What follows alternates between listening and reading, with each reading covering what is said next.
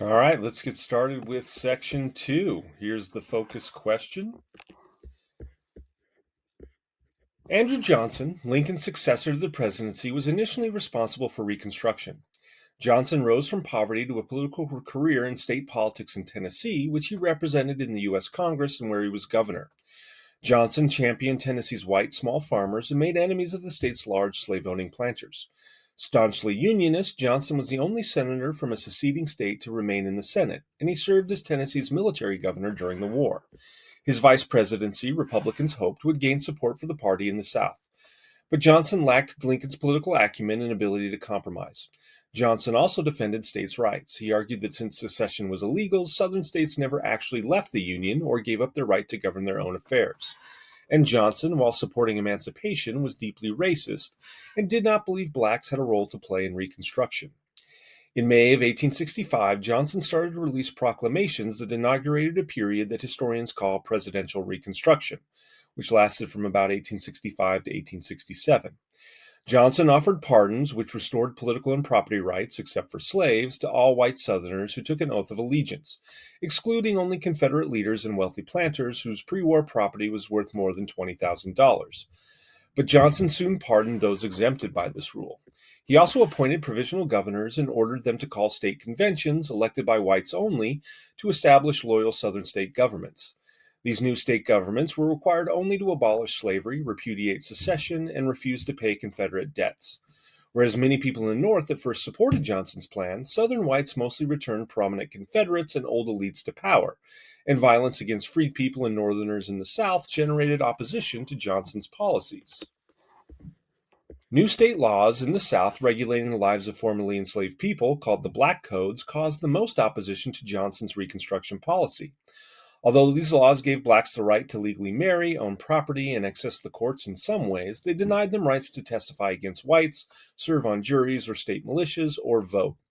They also allowed authorities to arrest and hire out to white landowners any blacks who refused to sign annual labor contracts, a measure to force the formerly enslaved people to return to plantations. Some states prohibited blacks from buying land and allowed judges to assign black children to work for their former owners without parental consent. These codes, an effort to reinstitute conditions of slavery, violated the free labor principles of the Republican North and caused many in the North to believe that Johnson's policy was encouraging white Southerners to restore their pre-war way of life. In December of 1865, Johnson declared that the establishment of loyal governments in all Southern states had reunited the nation. But radical Republicans in Congress, who coalesced around opposition to Johnson's policies, called for new state governments that would exclude rebels from power and guarantee the vote to blacks.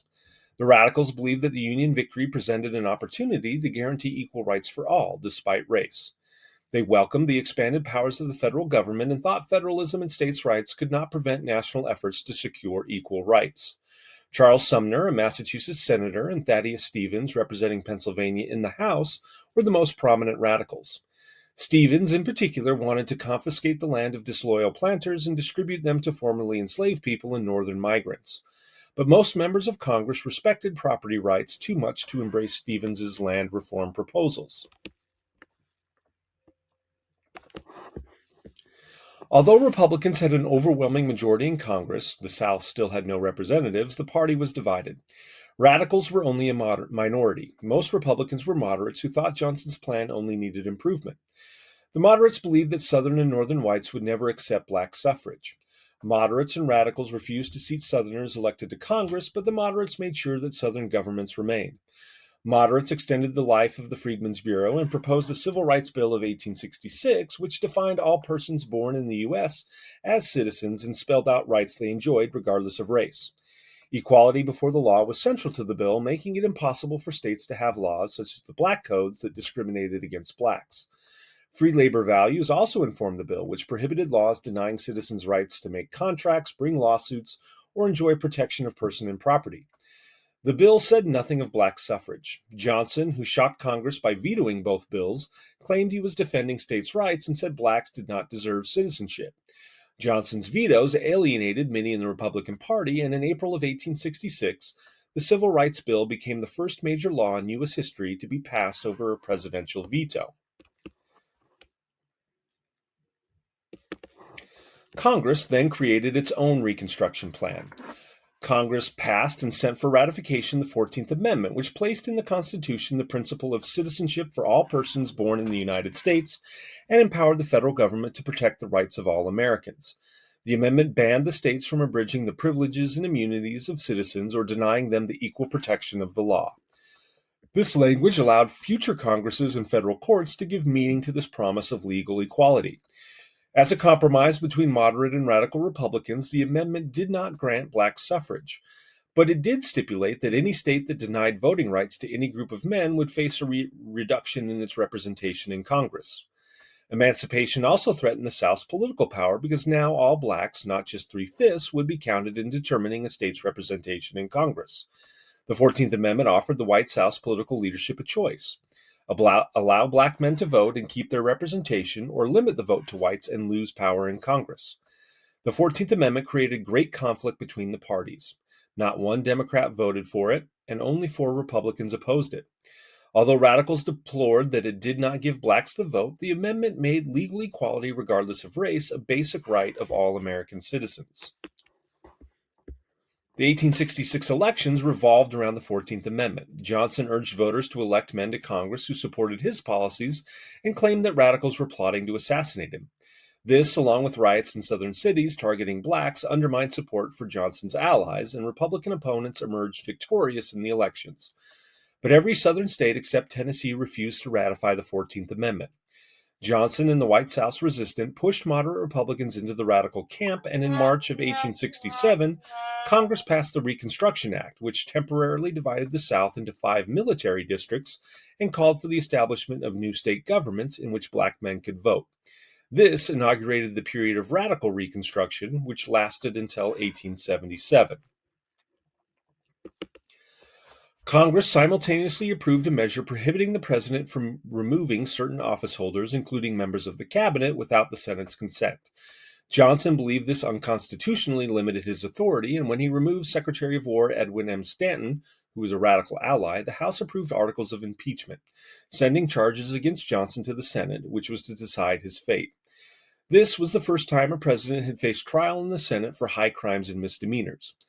Not all Republicans supported impeachment, and Johnson indicated he would halt his interference with Congress's Reconstruction policy. He barely escaped impeachment. Republicans nominated Ulysses S. Grant for president to run against Horatio Seymour, the Democratic candidate and former New York governor, in the 1868 election. Reconstruction was the issue of this election.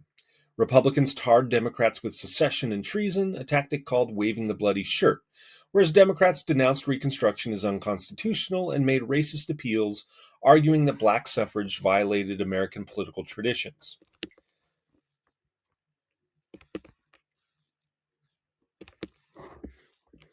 Grant won the presidential contest by a slim margin.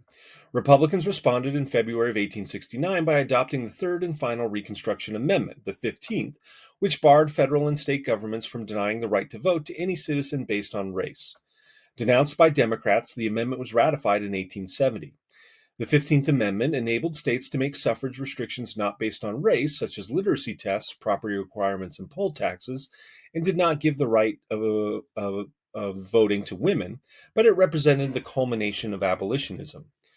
Reconstruction laws and amendments reflected the power of the new national state and the idea that citizens should enjoy legal equality.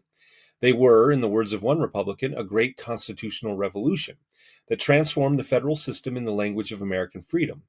Their guarantees of legal equality affected discriminatory laws in all states, North and South.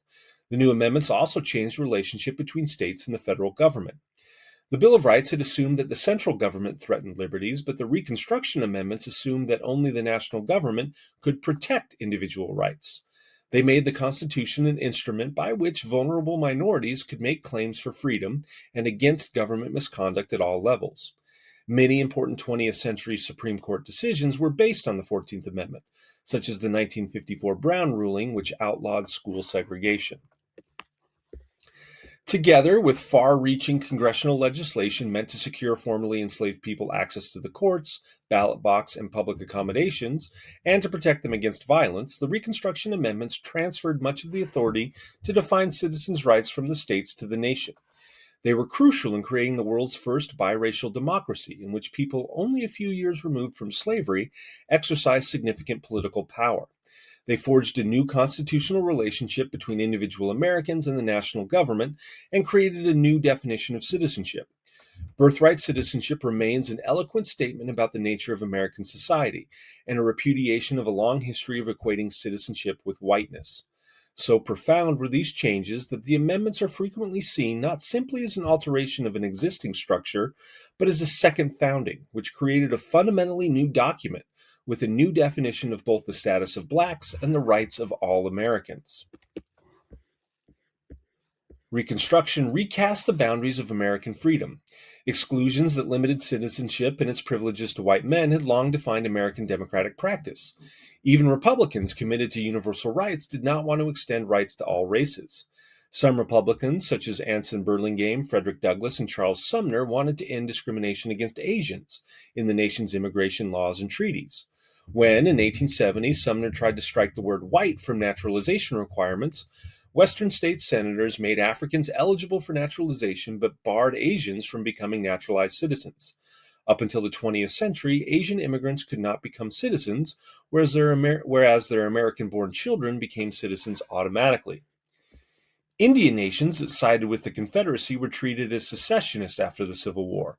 They were forced to sign treaties that freed their slaves and ceded land to the federal government for the building of railroads through Indian territory. In some cases, Indian nations were made to turn tribal lands over to blacks who were enslaved by Native Americans prior to the Civil War. To this day, the status of the descendants of Native American slaves remains a source of controversy. In fact, the Cherokee Constitution was recently amended to exclude former slaves of the Cherokee from citizenship, leading to lawsuits that have yet to be resolved. Women's rights advocates discovered the limits of Reconstruction-era egalitarianism. They saw the expansion of federal power and rights as a moment to advance women's equality. But their demands, especially demand for women's suffrage, found little support among male politicians, even among radical Republicans, who considered Reconstruction an opportunity to benefit black men. The 14th and 15th Amendments specifically benefited men, not women, and caused a division within the feminist camp and between feminists and radical Republicans.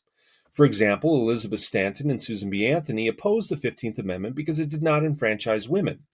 They tried to sever women's rights from abolitionism and even appeared to appeal to racism to demand rights for women.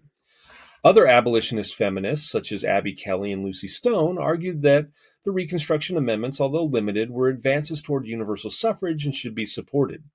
These two sides split into two groups, the National Women's Suffrage Association, representing the former, and the American Women's Suffrage Association, representing the latter. One area where women's political rights did expand during Reconstruction was the Wyoming Territory, which extended suffrage rights to women in 1869 in hopes of enticing women to immigrate there.